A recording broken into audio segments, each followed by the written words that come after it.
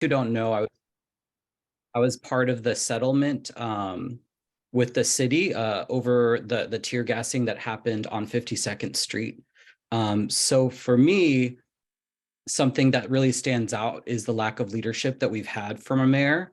And something that is really scary for me is that we are faced with some choices for mayor who are very willing to fall back on failed policies that are rooted in incarceration, things like stop and frisk, things like the failed drug war and being opposed to overdose consumption centers. So yeah, I'm like very scared and also very excited about supporting Helen Gim for mayor because I know that she is somebody that has been with our movements, somebody that we can really trust. And when I became political director, I thought it was really important before we started our endorsement process to get a understanding of where our members stood. And it was like night and day. Everybody who filled out our survey was like 90 something percent for Helen Gim. And then the next person next was like not even close. And then when we actually had our membership endorsement vote, the numbers very closely aligned with what we saw previously in the survey. And that's because we all know Helen. We've all supported her in previous city council races. We've all seen her on the picket line. She's been the person that has got us permits for protests and rallies in the past. She's the one who's fighting for opening schools and libraries in our neighborhoods. And that's why we're so invested in her and why we're so excited about this race. But yeah, there's a lot to dig into, lots of slides. Feel free to, in the chat, as you see anything, remark about what you're seeing, like throw in some thoughts of like, oh, I didn't know that, or this is really exciting to actually know that, you know, this is the support that exists for our candidates. But yeah, with your help, Kelly, I'd love to start the first slide because I'm like not a big poll person. I get bad flashbacks from Bernie Sanders previous races, but I know a lot of people wanted some understanding of where the race is. And the only poll that we have had right now is from the Enquirer, which I think we need to take this with a grain of salt. We know that the Enquirer is not supportive of our candidates, and this is just a very small sample size. But what's very clear about the poll that they took is that it is anybody's race. There is nobody that is clearly in the lead because everybody's in the margin of error. And although you can't really see this, I should have edited this a little bit better. What you see at the very bottom is that actually 20% of respondents are undecided. And that's like not a surprise for folks who've actually been canvassing these last weeks. When we're out knocking on doors, the thing that we're overwhelmingly seeing is that people are not as plugged in as you or me. A lot of us are very invested in this race, know everything about it, are following the forums and the debates. Your average working class Philadelphian is not as plugged in. So what that means is that there's a 20% of the electorate that is just waiting to hear about Helen Gim and her vision, just waiting to hear about the city council races as well. I would say that that kind of 20%, if you think that for mayor it's going to be that big, you'd assume for at large where there's many more candidates who have less name recognition, less information, it's going to be even more. So this is why it's really important for us to have folks knocking on doors, because every conversation we have is a new person who finds out about Helen Gim, somebody who cares about education, who can connect that to why we're supporting Helen. Somebody who cares about labor, which is how we can talk about Amanda McElmurray, and so on and so on. So for folks who have already canvassed, I really want to thank you for doing this work. For folks who have been phone banking through our volunteers to recruit them to come out to Canvas Shift, I want to thank you because it's really going to come down to the ground game and to how many people we actually have conversations with at the doors to talk about these candidates. But yeah, I do want to like say like a lot of how we at Reclaim judge candidates and elections comes down to what we view as power. For folks who have gone to our leadership development trainings, this might be an easy question, but what is power? Feel free to say it in the chat. Spoiler alert to folks who have not been to the trainings. Come on, I know some of y'all have been to them.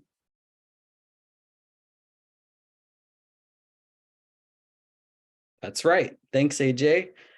We define power as organized people and organized money. For any of these candidates to win, they need to show that they can organize enough people to come out and knock doors, enough people to make recruitment calls, and end of the day, enough people to vote for them. And they also need to organize enough money to be viable, to pay for field organizers to turn out volunteers, to pay for mailers, to pay for campaign ads on TV, which are very, very expensive, which is why we have seen the majority of the campaign ads have been from self-funded millionaires or big super PACs. So yeah, let's go to the next slide to dig into that. So some of this is a little outdated, but it's kind of a good way to think about where folks started and where they likely are right now. We know that Helen Gim was the person who raised the most money from small donors starting in 2022 when the first filing cycles happened. And this is going to be really important because when it comes to everyday working class people, people who pay under $50, it really gives you a sense of who they're going to be supporting. Helen is clearly the most grassroots funded candidate and has the most grassroots support. And she's been steadily fundraising and doing the work needed to organize the money needed to win.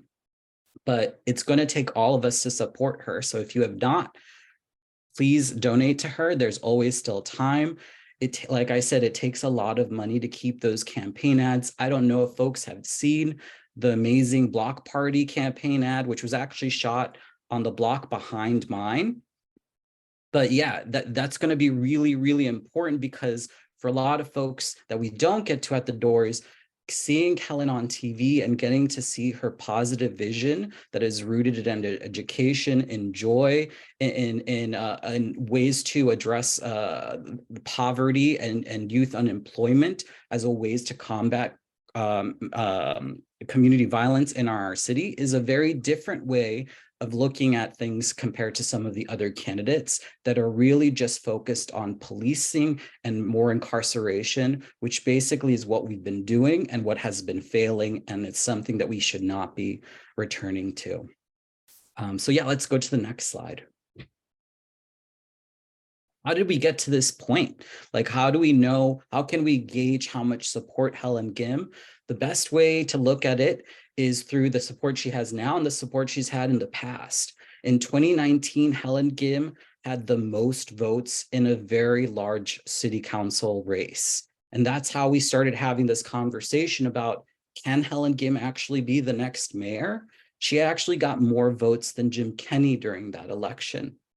So we know that Helen Gim has grassroots support. We know that Helen Gim has name recognition, and we know that the people are behind her. But we need to make sure that we are having the conversations, like I said, for the folks who aren't as well, who are not as plugged in as some of us. And things are much different in a mayoral race versus a city council race where you get to vote for more than one person. So although this is a good indicator of the support she has, this does not mean that it will play out for Helen that on election day, unless we're doing everything possible that we can right now to get her over the finish line. Because as we saw in the poll, there's a lot of undecideds. We need to talk to those folks and make sure that they get on our team. Let's go to the next, please.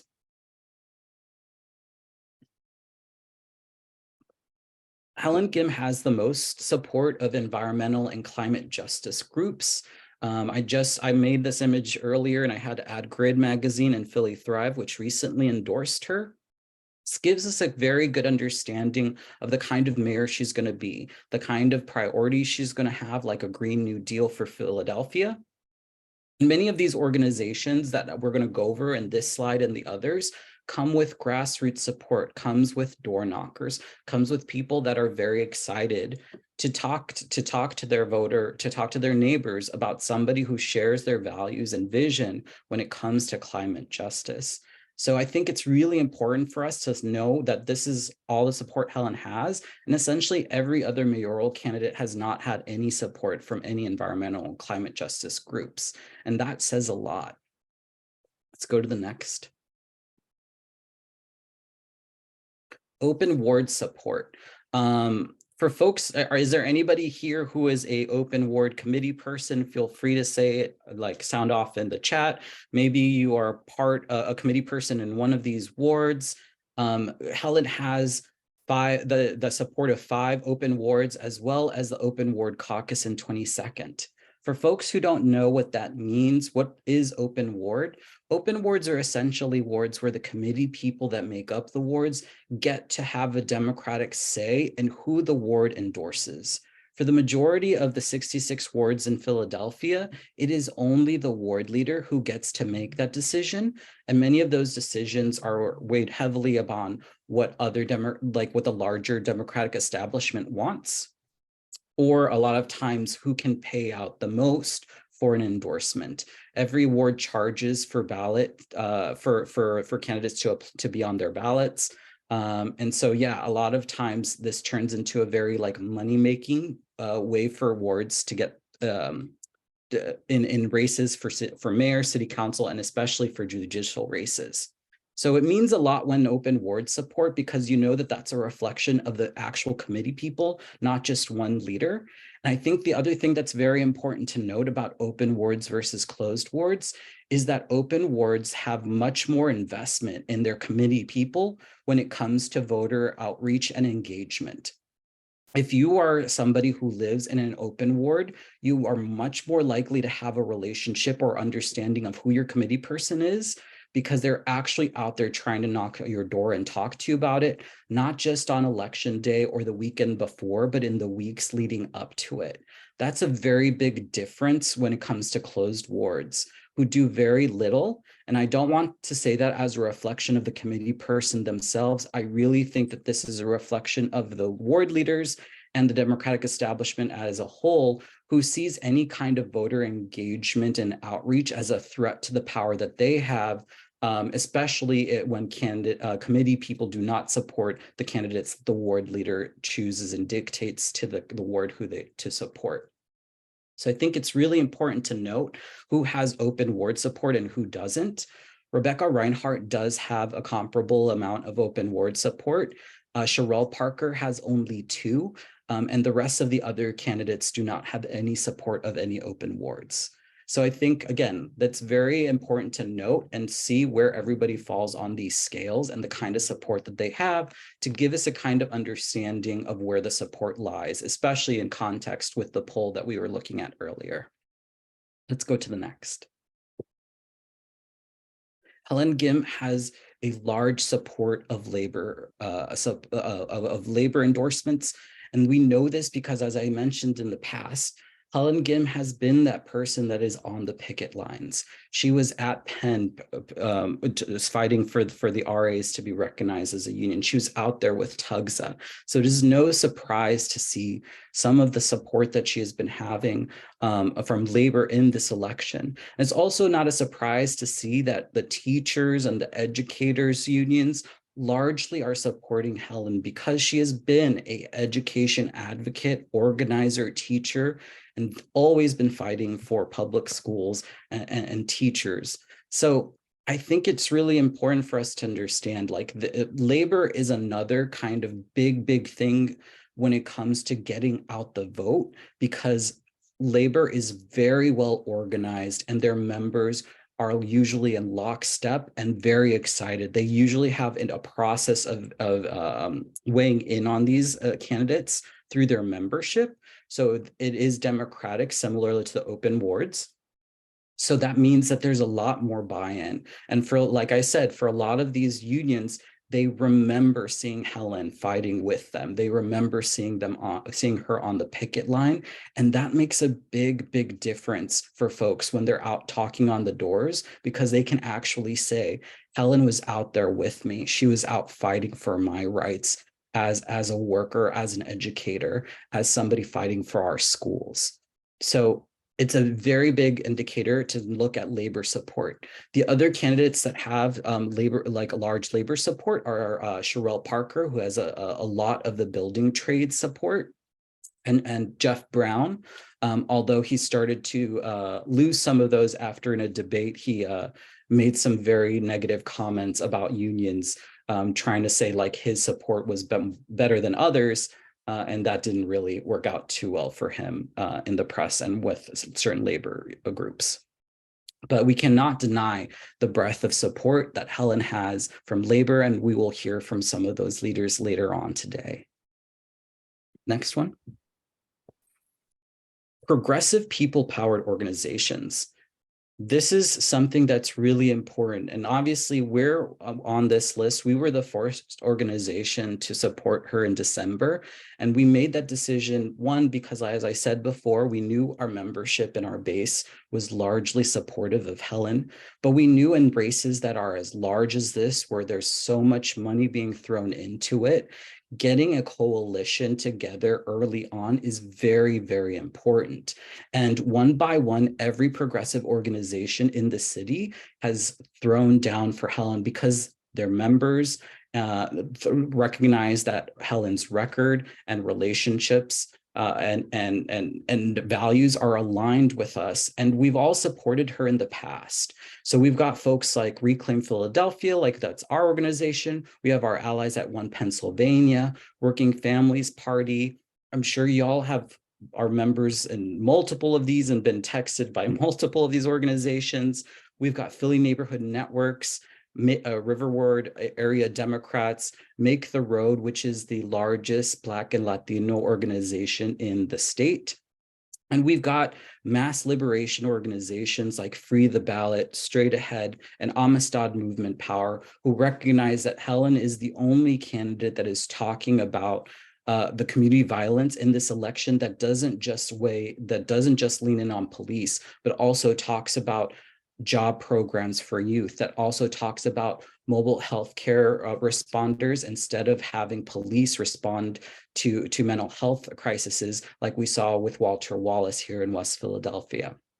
She's also supported by national progressive organizations like United We Dream, which is another large immigrant supporting organization, People's Action, who has done a lot of leadership development training with Reclaim Philadelphia and our leaders. A lot of our leadership development style is based on People's Action, and as well as Our Revolution, which is very closely connected to Bernie Sanders.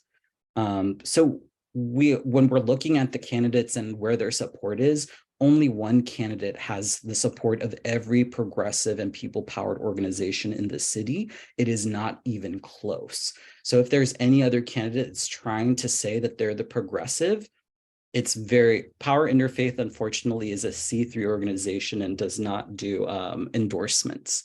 I would love for them to do endorsements because I think that they would probably support our person. But I think it's really important to know if there are folks that are saying that they're progressives, if you do not have the support, how can you actually say so? And I do think that it's really important that if you were planning on running, that you would have had these conversations with these organizations ahead of time to understand if you're trying to split the vote, because that's something that the movement in Philadelphia has been really working on over these last 4 to 8 years, is really making sure that we're in alignment and supporting the best people and not fracturing ourselves like we've seen in other races in other cities. So there's been a lot of work that's been going into this. And I think that if folks are thinking they're progressive and they're not supported by these organizations, they really need to think about how much they're impacting other candidates who actually have a chance, who are actually supported by progressive organizations. Next, please. The other big thing is there's only one candidate that has really brought a national spotlight on this race. And I know a lot of folks have been following this, really excited. I was really, really excited to see Bernie Sanders endorse Helen Gim. We've seen AOC and several members of the squad, like Congresswoman Ayanna Pressley, Congressman Jamal Bowman, Congressman Greg Kazar. We've seen the Boston Mayor Michelle Yu, and just today, Congressman Andy Kim have all supported Helen Gim. And the reason that folks are supporting her is because they've worked with her, like with Local Progress and other organizations. They have met her through other kind of organizing that has been happening on the national level, which I think is really important for us to consider with a mayor. How are you going to get the funds and the necessary support outside of our city for the things that we really need for our schools, for our communities? And the other thing that is that folks are paying attention to Philadelphia now because they're thinking, is this going to be the next Chicago? Everyone was very excited to see Brandon Johnson win for mayor there, a very progressive public school focused candidate who's running against a more carceral focused candidate. And, similar to in Boston as well with Michelle Wu winning there.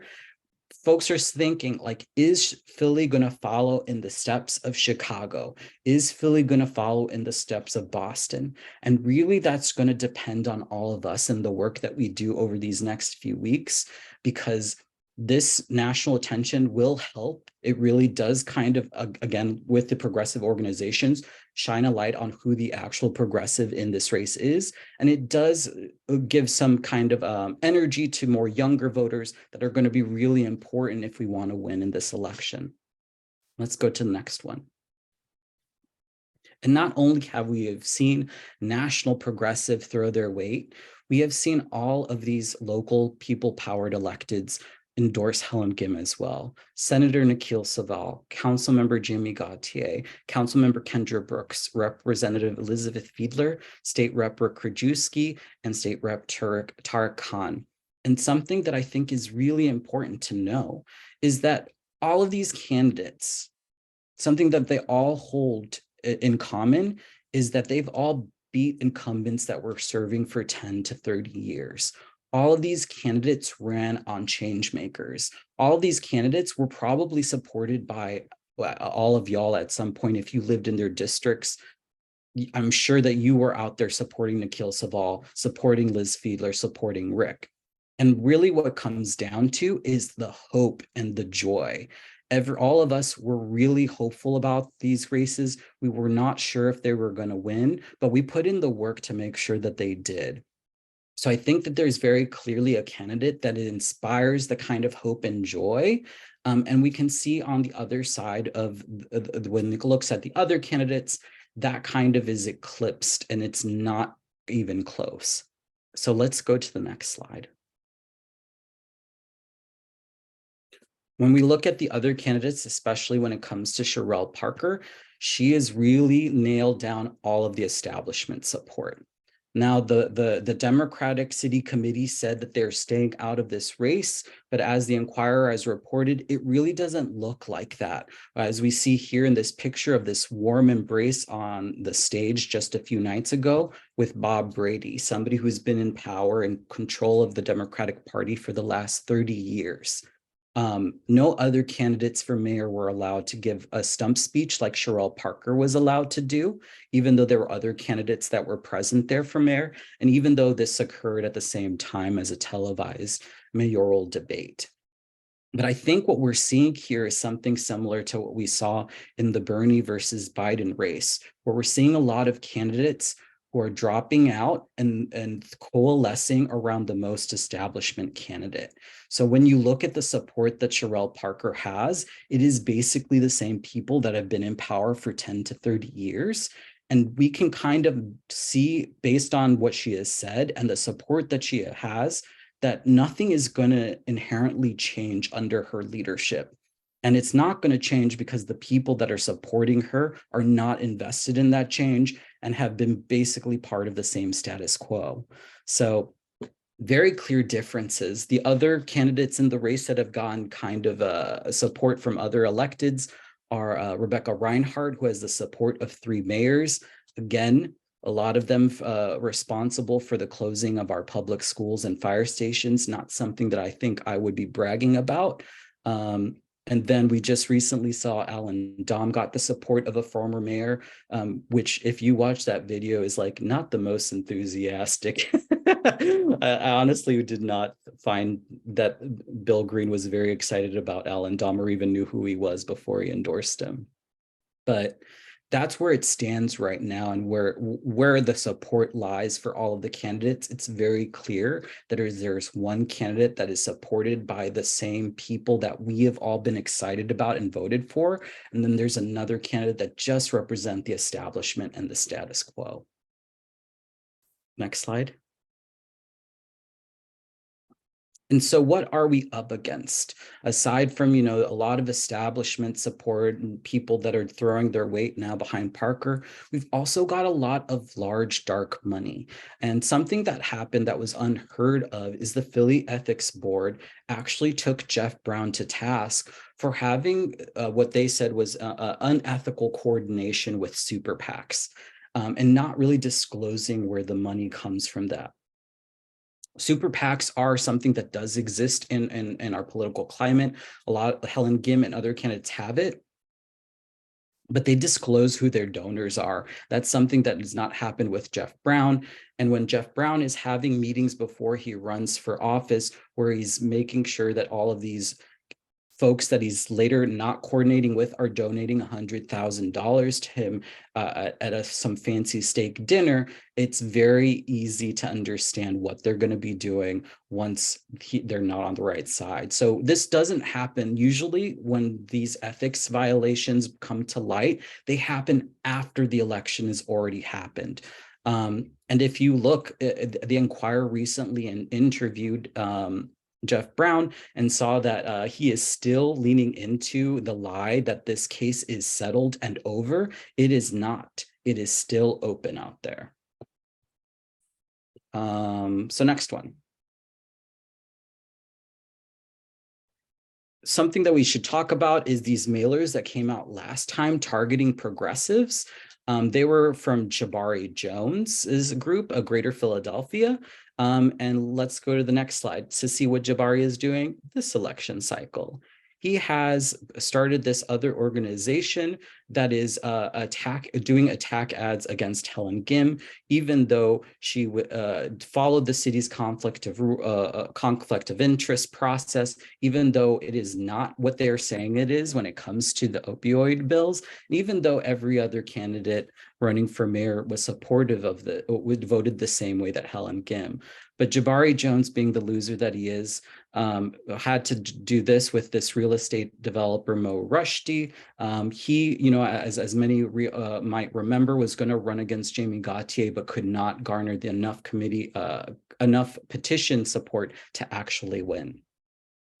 So since he's lost in his own campaign, he's decided to do this. We don't know where the money comes from that is funding these ads, which is really important. I have a high suspicion that is from Jeffrey Yass, and we'll talk about a little bit of that next. Next. And I do see your message, Kelly. I will try to wrap it up. I haven't talked as much about city council at large, but it's really important to note that all of the candidates that we have supported for at large have been some of the most grassroots funded, included Amanda McElmurray. Again, this is from back in the last cycle of 2022, but we know that Amanda and all these other candidates have continued to do their fundraising and reach out. I'm sure all of us have gotten some sort of call about this, about funding Erika or Amanda or Isaiah. And if not, they need to. Let's go to the next one. Let's talk about the Philly for Growth. This is a real estate and business organization. And we just learned like a few weeks ago that Jeffrey Yass, who is a Republican billionaire who is invested in folks who attacked the Capitol, who is anti-public schools, who is anti-climate justice, he pumped a lot of money into the Philly for Growth slate. And these are the candidates that they're supported. Several candidates who, after they were notified that they got this support, made statements around them. Some had to be pushed. I know Ketsi had to be pushed by Aldea through an article to actually say something. We still have yet to hear anything from Aaron Santamore or Donovan West. And it should not be hard to say that you do not want to get any support from a Republican mega donor who's invested in destroying our capital. But this is where we are. And I do want to go to this next graph because I know for a lot of us, we were very upset to see folks like Isaiah and Kathy on this slate and getting this kind of support. I actually dug into the numbers from the campaign finance, and again, this graph is a little cut off, but for folks who don't see, I just want to say the folks that are actually getting the most support are Aaron, Donovan, and Job, who are getting over $100,000. So if you have received mailers from Philly for Growth, if you've seen billboards or ads for any of those candidates, it's because those are the candidates that this group is actually invested in. Ketsi Lasada, who is running against Andres Saline in the 7th district, who we endorsed, she is getting $65,000. When you look at Isaiah and Kathy, they get less than $14,000. So it's very clear that they're just add-ons and they're not really invested in supporting them. And we know exactly who, based on the numbers, who Philly Growth is actually putting their weight behind. It's Job Itzkovitz, Aaron Santamore, and Donovan West, and Ketsi Lasada. And then I think we have one more, and then we'll be done. And then I'll finally give it back, Kelly.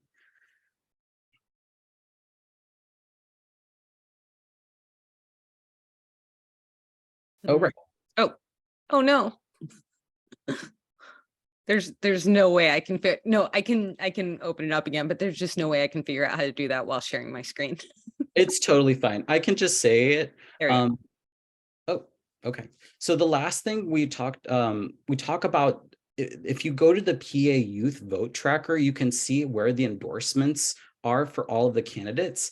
And our at-large slate has the most support when it comes to endorsements from open wards, unions, and organizations. So Rue is killing it. Right now, she has 38. Kathy has 35. Isaiah has 34. Amanda and Erika have 24. And then when you look at the candidates who have the next most support of endorsements, that's Jim Harity with 20. You've got Nina with 16. Aaron with 17, and then it goes trails on and on and on. So again, when it comes to organized people and organized support, it is clear that our at-large candidates have the most support. And that's all I got.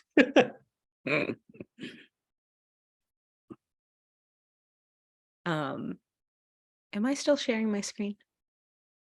No. I think it's just me. Oh, okay. I will unpin you. So we are a little bit over time, so I just want to check with our speakers for the evening. We have Timothy Boyle and we have Brahim and Vanessa from Unite here. If you could all give a thumbs up or a kind of help if you need to speak and leave soon, and then we can rearrange our agenda to fit you. I'm ready to speak whenever you guys need me to speak. I'm happy to be on. Thank you. This is all very knowledgeable, like getting in depth to some of the numbers. So whoever needs to go ahead, I'm totally okay with it. So, all right.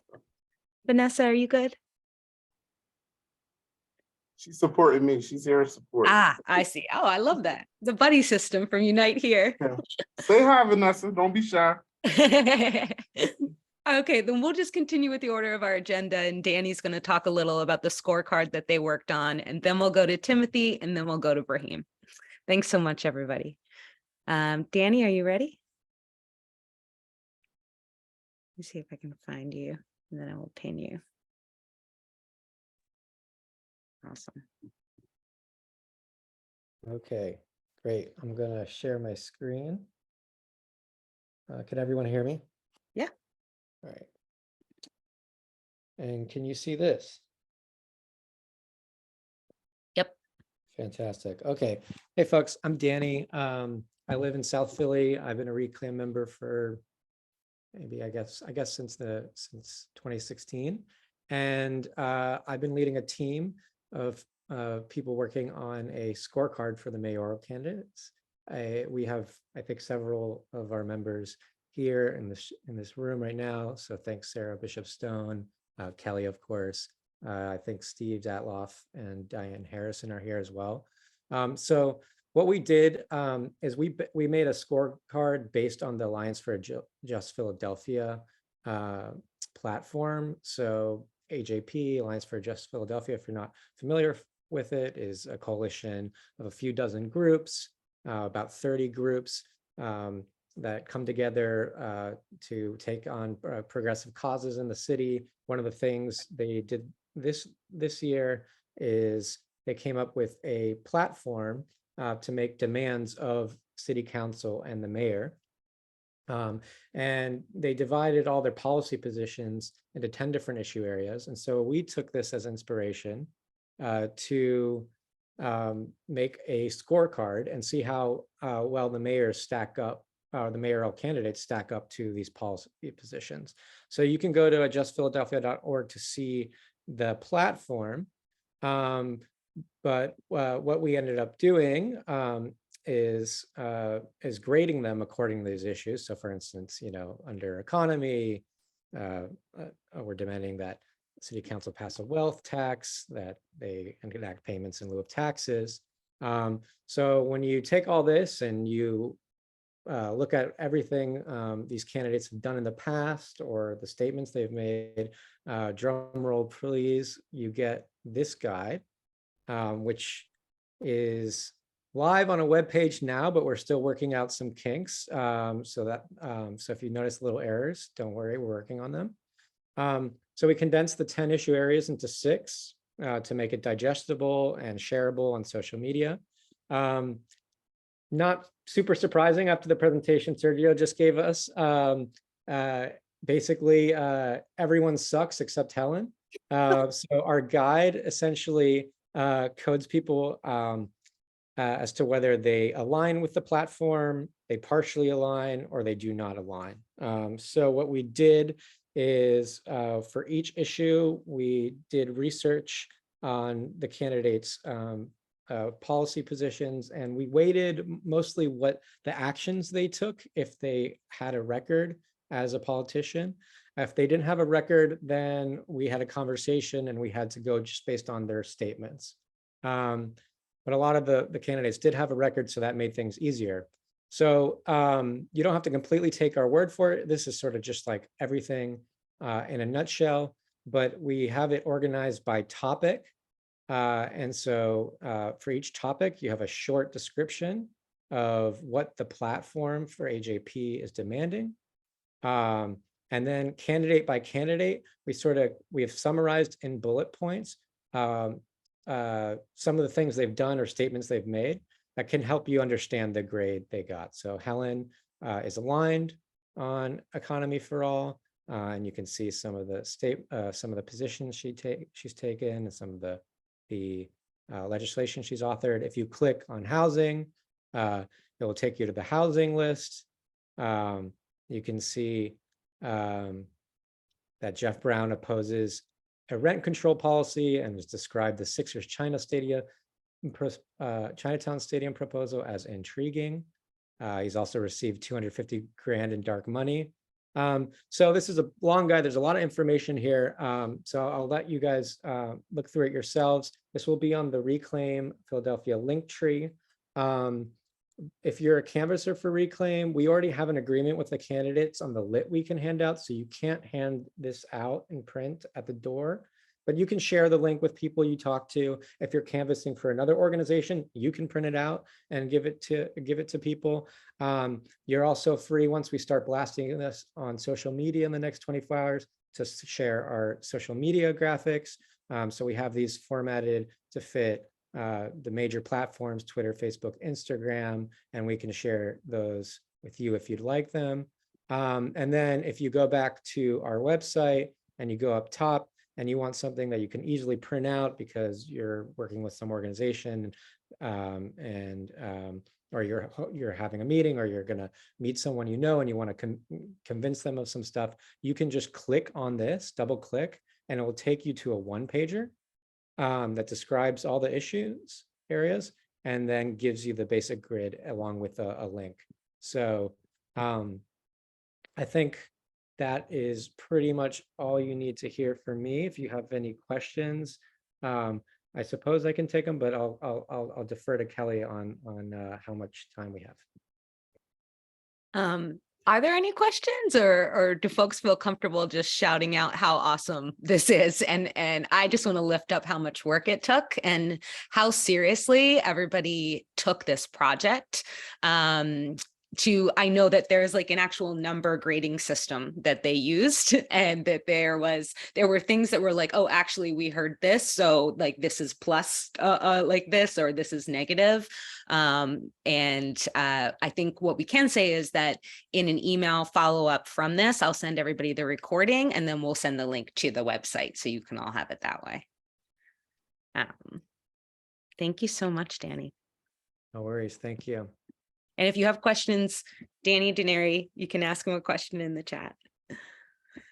All right, thanks so much. Next up, we're going to invite Timothy Boyle, who is a principal, I believe, of Science and Leadership Academy. And that school is familiar to me from the facilities crises that it has been facing. But I'd love to hear more from you, Timothy, about what you see is at stake in this election. Hey everybody, Tim Boyle. So I'm the founding principal of Science Leadership Academy Middle School. Been a teacher and principal in the district for the last 16 years. And I am the principal of the only SLA that hasn't had horrible facilities problems. But you know, I've been there with my friends for the whole time. A little more context, I've worked in buildings that have had like wildly unacceptable levels of friable asbestos. I've worked in schools that took over other buildings because that building closed. I've worked in schools that took kids from other schools because that building closed. And I opened the second newest building in the district. Did a fair amount of redesign work with kids and families on these projects. So that's kind of the perspective I'm bringing for you all. I imagine you might be having conversations with friends and families and neighbors and strangers about this election. And I think school facilities, specifically in schools in general, is a really way to connect with people that you know or that you don't know. And I want to really quickly tell a story from 100 years ago that I think is really helpful for you all when you're talking with folks about what's at stake. So between 1918 and 1937, the president of the school board hired his kid, Irwin T. Catherine, and they built 104 schools, 34 of them replacements. They added 26 wings to different schools, and they improved another 50. So in less than 20 years, we did almost 200 school improvement projects in this city.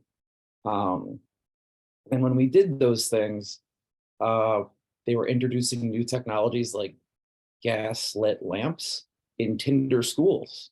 And I thought, oh, the stuff that we're using to build buildings is kind of really dangerous. And then they didn't really do anything about it till the original Girls High building caught on fire. And then they decided they should listen to people and build with steel and concrete. And in building these new buildings, we introduced radical concepts like indoor bathrooms, cafeterias at every single school, play yards, and garden space on roofs. And what's really powerful about this from a historical standpoint is we use almost every single school that was built 100 years ago. So when you're talking to people, you're in a neighborhood that probably has a school that was built around 1926, when we decided we needed more, we needed newer, and we had some challenges that we had to address. And we did it, right? Like 100 schools in less than 20 years. We could do that again right now. There's one candidate for mayor that actually has a plan to address this that is at the scope that is necessary. I know like I'm a first time caller, long time listener to the Reclaim folks. But like for folks who follow me on Twitter, like ad nauseum, I will write like the plan is 5 to 10 schools a year for 5 to 10 years is the minimum investment that we need to actually change things around. And we're at this really interesting intersection of a massive public works project around schools, talks to families who have their kids about to start school or who are in school, talks to folks who have union labor jobs that would get hired by schools or adjacent to those kind of professions. Higher education is very much involved in this issue. And business is very much involved in this issue. Is that if you go on the school district website, and I'll throw that link in the chat, by the school district's own admission, most schools right now are not educationally sustainable. And that's a metric that they paid people to visit every single classroom in the school district to look at and say, can you do modern learning here? And most schools show up in the red or bad category. Less than 25% of schools in the district currently meet educational sustainability assessment scores by the district's own volition. So I wanted to share that with you all. I could talk about this all day. I have 5 minutes. So anything else people would want to know, I think knocking on someone's door and asking, are they happy with the state of their kid's school? And do they know which candidate could help change that trajectory for the kids that we have in school right now and for the next generation coming up is one of the most accessible, low bar of entry conversations that anyone can have that's backed up by an actual plan from a candidate right now and a real historical perspective in the city that we all live in. Thanks for your time, everybody. As soon as I can figure out how to hit the enter button, I will throw that link in the chat. Oh, there we go. And if you forget the story, that's not me like actually knowing stuff. That's me like reading an article and telling you all about it. So here's the Hidden City article where all of those factoids are from, should you want to digest that later. Awesome. Thank you so much, Tim. Thanks for joining us. And if you'll be on anytime longer, if anybody has a question they want to ask, and then we're going to save the chat too, so we can find out any answers to questions and send it out in our follow-up email. And thank you, Cindy Farlino, for being here. You were the principal of the school of the kids that I nannied. And it makes a lot of sense that you also support Helen Gim. I remember being a nanny in that school district for young kids when so many schools across the city were facing austerity cuts. And I know that, Meredith has a lot of engaged parents of means who can, try to fundraise. And I also know that that's not an equitable way to kind of try to meet crises, and we need all of our schools to be funded. Thank you. I'm going to hand it over to Brahim. Thank you so much for being here. No problem. Can everybody hear me okay? Yeah. All right, great. So my name is Brahim Douglas. I'm the Vice President of Unite Here, Local 274. I'm also a former worker and a grill cook at Citizen Bank Ballpark, where the Phillies play at, and also where the NFC East champions, Philadelphia Eagles, play at Lincoln Financial. Been a union member for well over a decade. I'm also now an outreach coordinator with our Hospitality Academy. I help employ residents in Philly from some of the poor zip codes and low-wage poverty areas throughout the city. My very first time seeing Helen was at 440, the school district headquarters. I was there as an organizer, but also a concerned parent because I have 2 boys and I have children and nieces. The SRC at the time, as they were called, pretty much, I feel like, destroyed the Philadelphia school system. Children were crying and fighting to keep their schools open. When Helen Gim spoke, that moved me, right? She spoke bold and with much conviction, and they had to kick her off the stage because that was what it was going to take for her to get off. And this was way before the city council victories, way before this mayoral run. This is how I was introduced to her as an activist and a school teacher who deeply cared for the children in the schools, and that was getting, because the schools wasn't getting the attention that it needed, right? For me, it's not about how you talk, but like how you walk, right? At the end of the day, did you put in the work, right? Well, Helen Gim has done that, right? She has supported me and my coworkers at the stadiums numerous times. And the most remarkable moment I can remember was the pandemic, right? And we all was going through it in the pandemic, right? But 2020 and 2021, where she championed a bill on city council where thousands of stadium workers, right, kept their jobs. That was, that was what was at stake during that period. There was no certainty that Aramark workers would keep their jobs at all three sports complexes in South Philly. We have also for years feared, down at the stadiums, that workers would lose their jobs at the stadiums, right? Because Aramark would leave or something. But guess what she did during the pandemic? Made sure all workers not only returned to work, but if Aramark decided to leave or if they lost the contract, then regardless of what happens, that all hospitality stadium workers' jobs would be protected, no matter what company comes in. All those workers were laid off during the pandemic, and they kept their jobs because of Helen Gim. She has been in action with us at the airport and also supported the healthcare bill alongside with other council members that would get free healthcare to PHL workers. She came to the airport and shut it down with us and did a die-in for healthcare because, we did a die-in and much needed at PHL.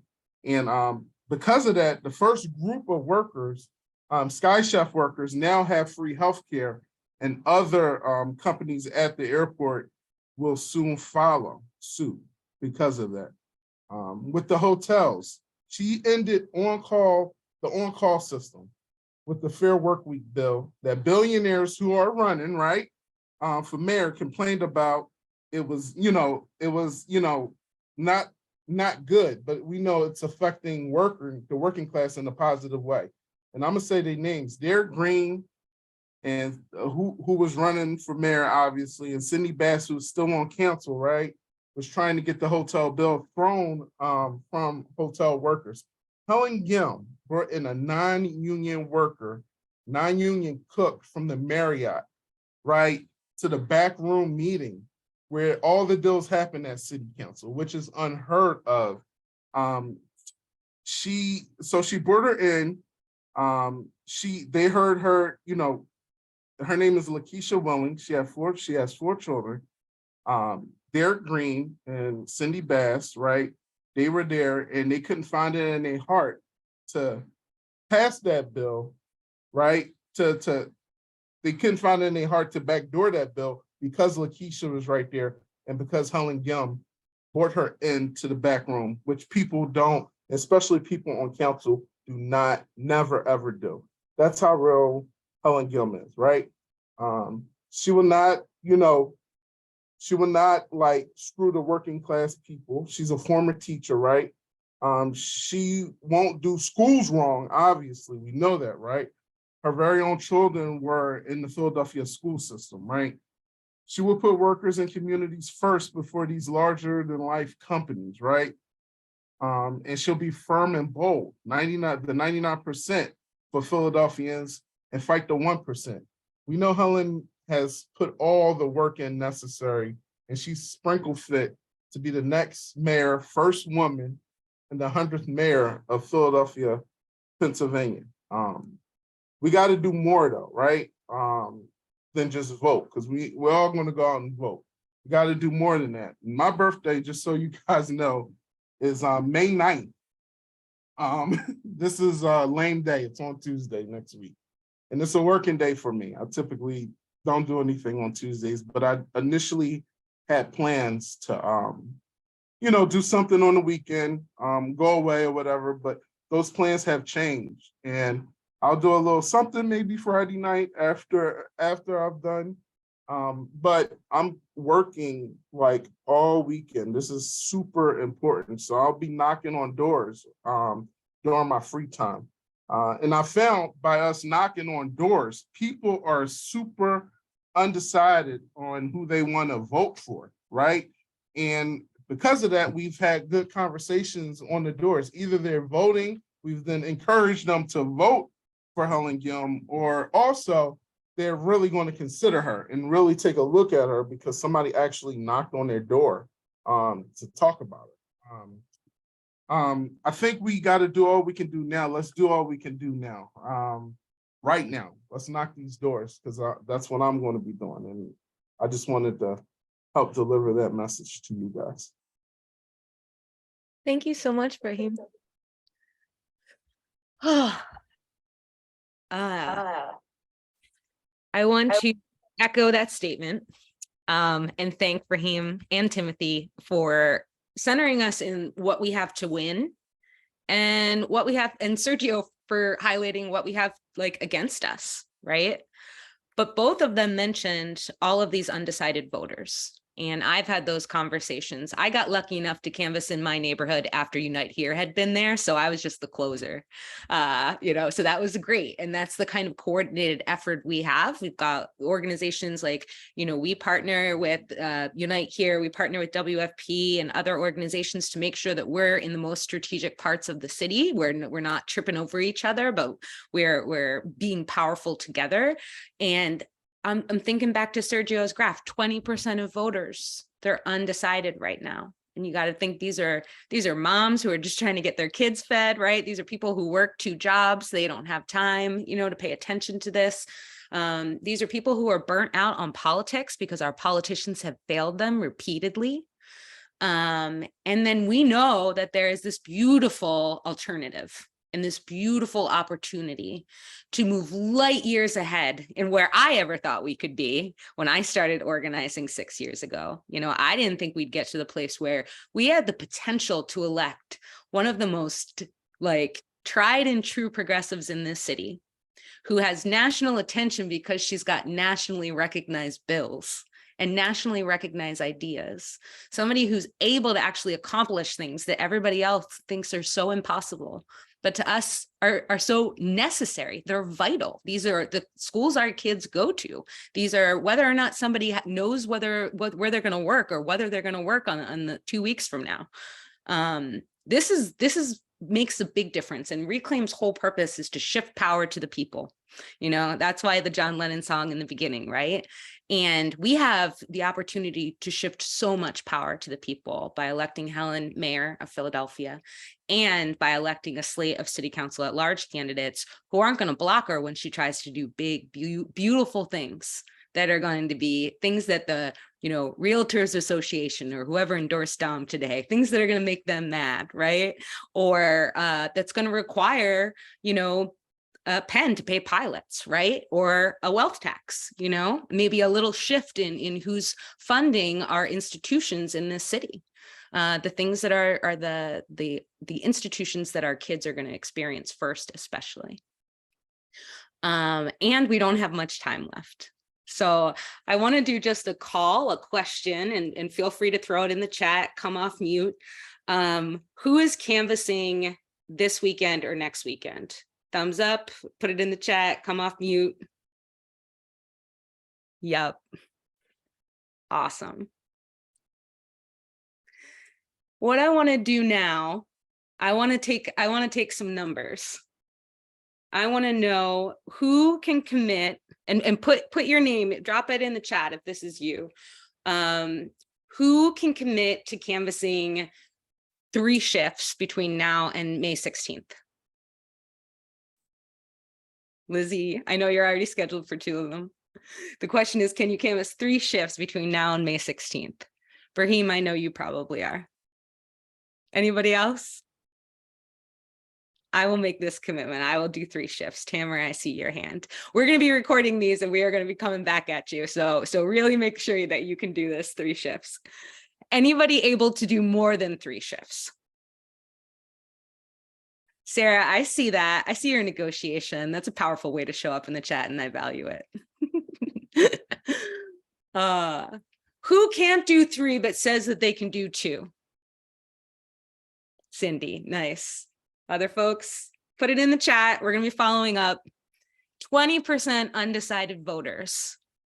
We got 20% undecided voters, tons of doors to knock. And on the other side is all of that investment in our schools.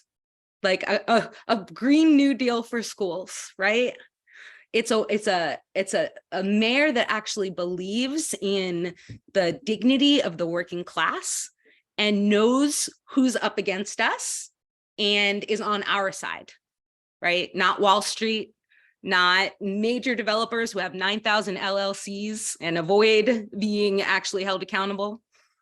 Someone who sees the community violence situation that we're in and doesn't say we need to lock all these kids up. The kids are the problem. We can just lock them all up. Somebody who says we need to invest in our youth and we need to actually invest in our neighborhoods. And that's the world and that's the city we want to live in. So who can canvass one shift? You can't do 2, you can't do 3, but you can do 1 shift. Put that in the chat. Awesome. I see that, Jared. Thank you, Erin. Awesome. And for those who might have mobility issues or, you know, for whatever reason, your schedule doesn't make canvassing the thing to do, who can commit to phone banks so you can recruit other folks to come out and canvass? Put that in the chat if that's your commitment. And then another option, who can talk to 5 neighbors, family members, friends about voting for Helen Gim in the Reclaim Endorsed slate? And if you're already saying you can canvass, you can also do this, and you probably already are. But I think sometimes we don't think about the community that we're in and how much our opinion matters, and how much, especially if we're coming from the heart and we're talking about what affects us and what impacts us in the world we want to see, how that can shift the people in our network. Nice. So I want to make space for logistics conversations, but like I said, all of this chat will be recorded and I will be reaching out to all of you. So will Sergio, so will Sonia and Liz, our field organizers. And this is how we win, right? Power to the people comes from the power of the people taking action in solidarity to fight for the world that we want. And that's us. And that is a beautiful world. And that is why I'm here tonight and why I'm so happy to be here with all of you. So I want to pass it to Sergio and Tamara to answer any last minute questions anybody has.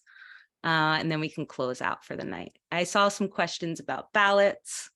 I saw some questions about, like, we're going to hand out that email I'm going to send is going to include Danny's team's ballot guide, the mayoral scorecard. It's going to include the Reclaim ballot guide with all the endorsements.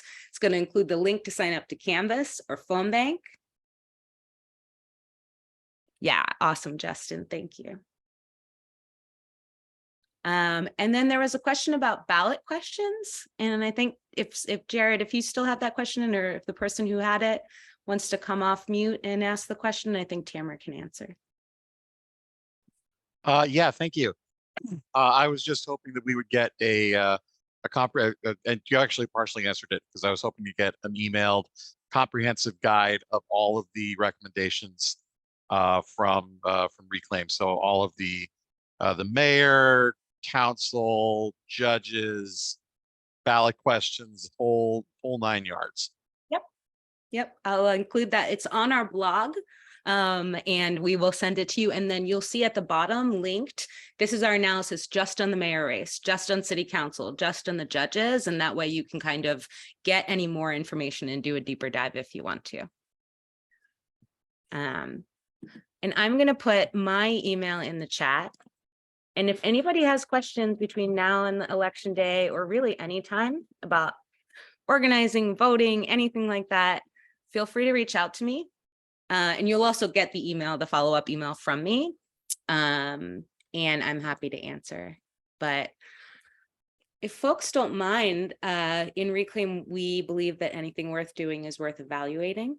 And the way that we usually end our meetings is by going around and asking folks to share a feeling word. And then we want to make space for any tensions that we have, and then end with a kind of financial, political. I see some folks in the chat. I see informed, inspired, momentum. I love that, Lauren. And you feel free, you can come off mute and shout it out.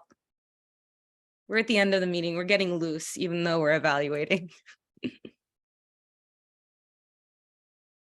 Yes.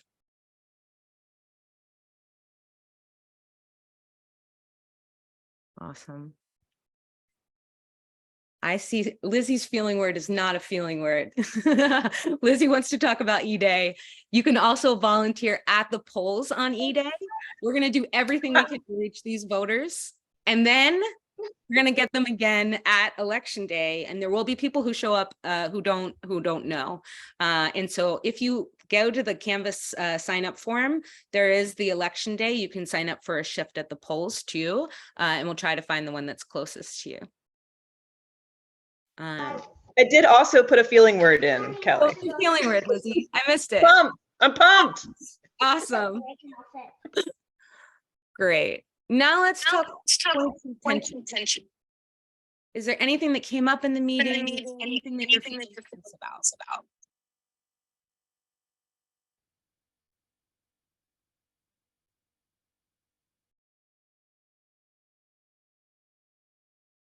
Yeah, so many undecideds. I feel tense about that too.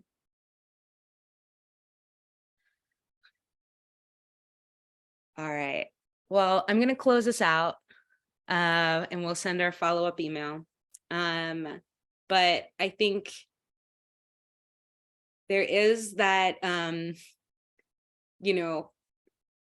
we basically get the city that we fight for. We've heard Helen say this all the time, and I just feel like kind of moved to tears to kind of witness everybody say that they're ready to throw down between now and the election. I'm moved to tears to know how hard that political research team worked to make sure that voters know how people have acted, because it's really important. There's, anybody can say anything. And there's got to be a way that we can actually be able to show up at the polls informed.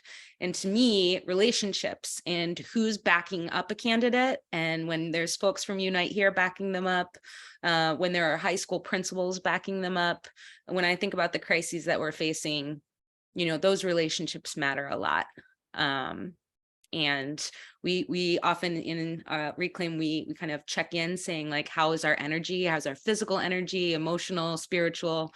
And my spiritual energy, my cup is full from the chance that we have, but also from being in community with so many people who share my values and are fighting for them too. None of us are alone in this, and we are all so much more powerful together. So thank you all for being here, and thanks for all of your commitments in the chat that we're going to follow up with. Power to the people, y'all. Have a good night. Thank you. Thank you. Good night. Thanks. Good night.